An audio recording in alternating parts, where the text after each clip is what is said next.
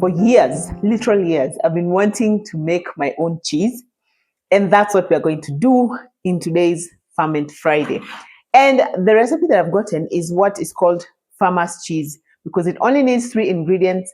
And yes, technically there won't be any fermentation, but it's one step towards going towards fermented cheeses. Okay, we have to start somewhere. And the 3 ingredients I need are just milk. This is regular milk. It's not UHT. We don't need UHT milk. We just need regular whole milk. Then we have salt, and then we have white vinegar. That's all we need. I will, however, at the end add some Greek yogurt, but that's because I want my cheese to be creamier than normal, but that's very optional.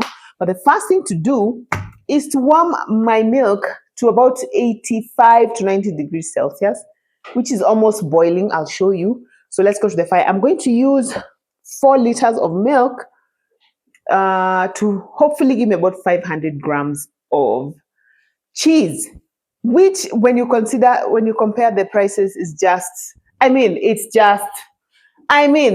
just unbelievable that you could get 500 grams of cheese for the price of 4 liters of milk. Really.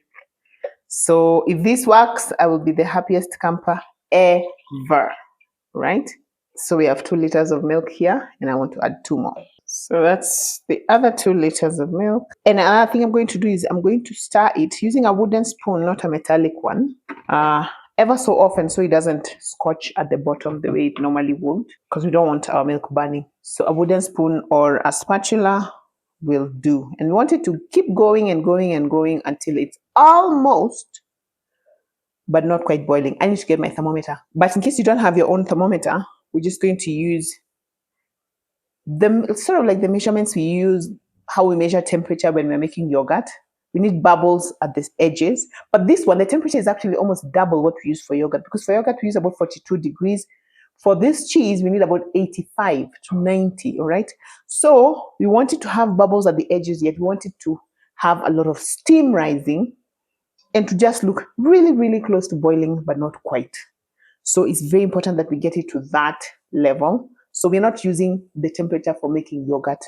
If you haven't seen my videos for making homemade yogurt, various types of homemade yogurt, Greek yogurt, flavored yogurt, all manner of flavored yogurts without any artificial colors, check out the video. I have an entire playlist of yogurts, how to make yogurt without an oven, so many flavors. I think we have done about 10 flavors of yogurts here, between 8 and 10. Very, very yummy, very good resource to have. That's one of the things that people are really happy to have learned from me over the years. So check out that playlist over there. And I guess now we're starting a playlist for Ferment Fridays, all the things we've been fermenting. That's another playlist that you can also check out if you're crazy about making your own stuff at home. And yeah, let's go. So let's give this some time, then we'll come back and continue with the vinegar and the salt and all that jazz. I'm so glad you're here. I can already see quite a bit of steam, and I have the thermometer right here. So I'll bring you closer to see how much amount of steam we are talking about. Also, the bubbles at the edges are really coming along. So let me first show you the steam, and then we now take the temperature to see whether they are corresponding. Like plenty of steam and 82 degrees, 85 degrees, whether that's a good baseline measurement. So can you see all the steam that's rising? That's a good indicator of readiness. Maybe if I stir it a little bit and bring the phone lower. Yeah, you can see there's plenty of steam. Also, the other indication are the bubbles at the edge. Okay, this is considerably, I believe, warmer than what we use for yogurt. But now let's take the thermometer and then we see whether we are at 85 or not. Okay, just need to turn it on first. It's at what, 26? We need those. We need 85, 75. Okay, 76. Let's give it a few more minutes, maybe a couple of minutes, and then we'll come back. Okay, one more try.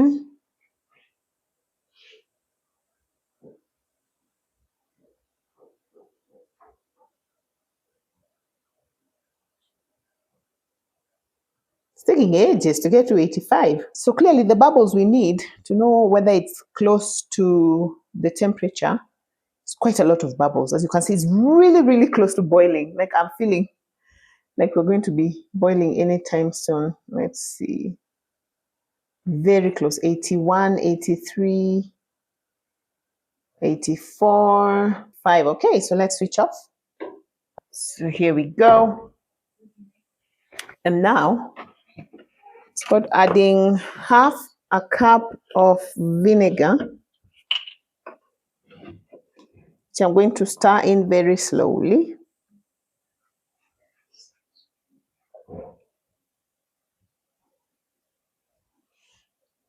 Okay.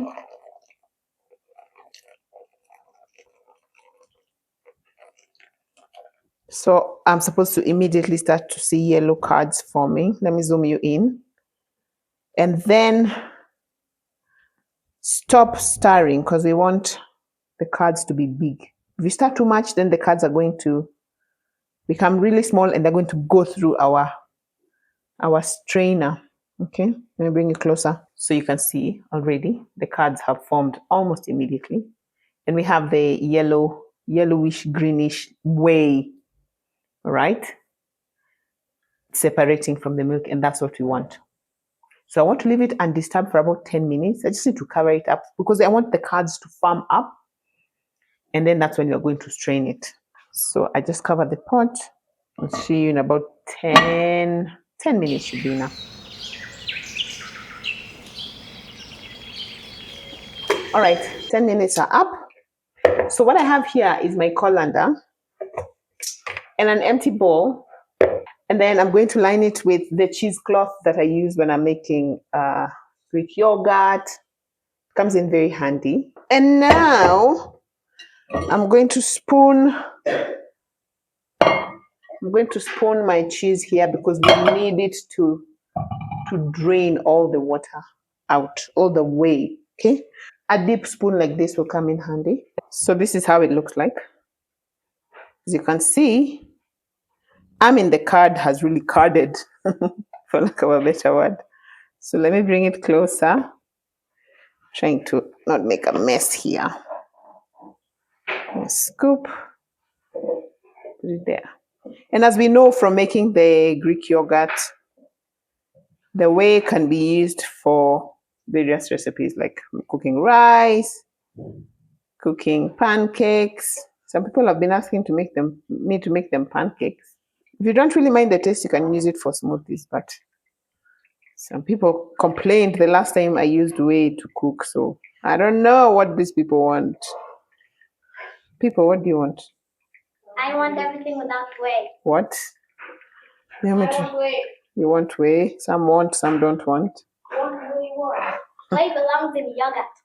Really, truly? Yes, that's its proper place. Whey belongs in yogurt. This does not look like it's going to end up being 500 grams of cheese. Have I been lied to?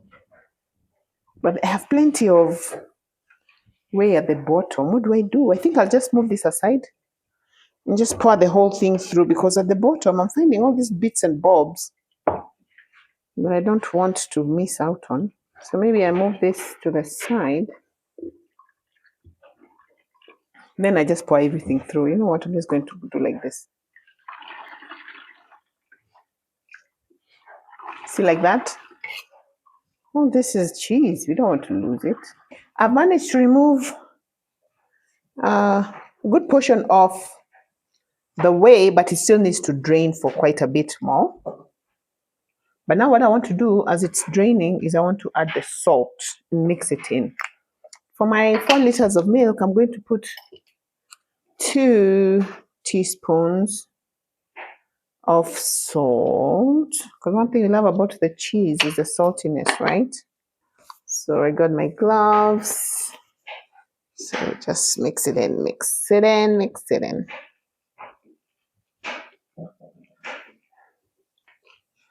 Okay, now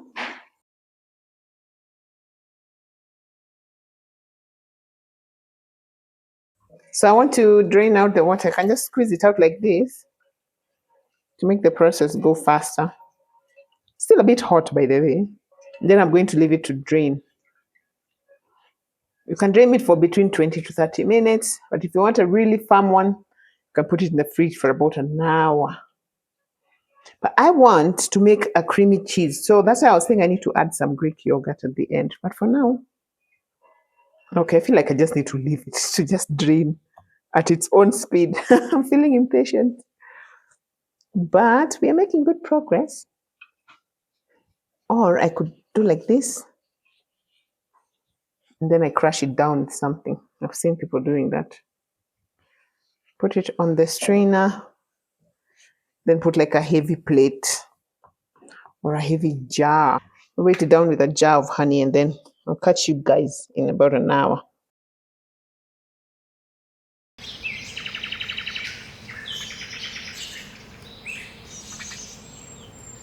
The cheese has been in the fridge for 2 hours plus. We went to have dinner and life just went the way it went. So what I want to do is I just want to unwrap it. It's gotten really flat, by the way.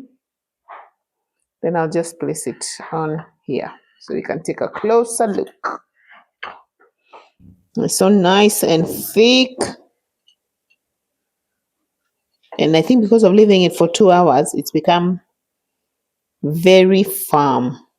And oh my goodness, it tastes exactly like cheese, you guys. It is so salty and yummy. So I'm so happy with the way it's come out, but I want us to cut it so we can have a look at the middle. And then I'm toasting some bread. Then we're going to apply and see. Oh my goodness, this is like real cheese. Look at that. I mean, can you even? What? I am so jazzed. This is amazing. Wow. So, I mean, this looks really, really good. And when I taste it, I think I might have put too much salt, but we are learning. It's the first time it's actually neutral cheese, guys. It is so good. It is so creamy. But to make it easier to apply to the bread slices that I've already toasted, because it's a bit too crumbly, I want to mix it with some Greek yogurt. Oh wait, let me first give my taste testers so you can hear what they say. Guys, come have a bite. You see? Taste testers at your service. Taste testers at my service. Mm-hmm. Okay, guys. Thank you for being my taste testers. 4 pieces. Okay, we ready? Yeah. Okay. Yum. How does it taste? Good. It's good, right? It tastes like real cheese. A little off, Mm-hmm. but I like this cheese. A little off. Mm-hmm. Okay, I want to mix it. I want to mix it with a bit of Greek yogurt, Mm-hmm. and then I apply it on the toasted bread. Then you tell me, okay? So I have 4 slices of toasted bread there. As you can see, it's too crumbly to, I feel, for it to go on the bread as well as I'd like. So, taking a bit of it like this, I'm telling you, it is so tasty. Then I have my jar of Greek yogurt that I always keep in the fridge. So I'm going to put like that much.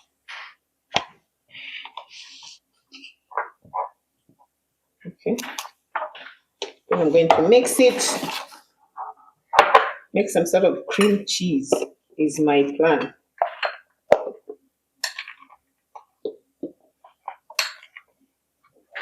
So as you can see, it's now a lot creamier.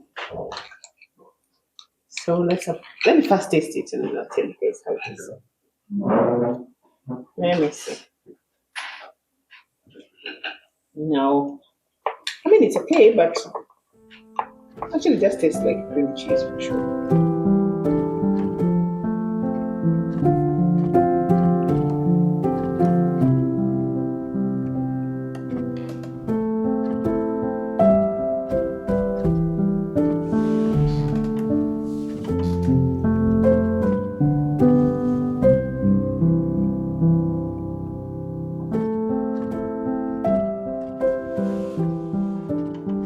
So here is my plate from my 4 taste testers. We are really excited about this. They really loved how the cheese tasted like.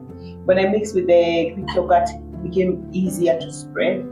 Remember, my Greek yogurt is a little bit sweetened.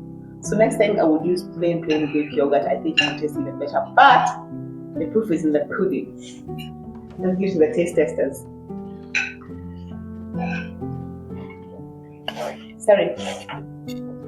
And there we have it. Our nice homemade farmer's cheese. It took me about 1.5 hours in total, and I think it was so worth it. Saved us a lot of money. Next time I'll try to make this to use to make lasagna, because you know how much cheese lasagna takes. I think this will be a nice way to go about it. Let me know if you're going to try it. Check out this playlist here for all our Farm and Friday videos, and I'll see you over there. Bye.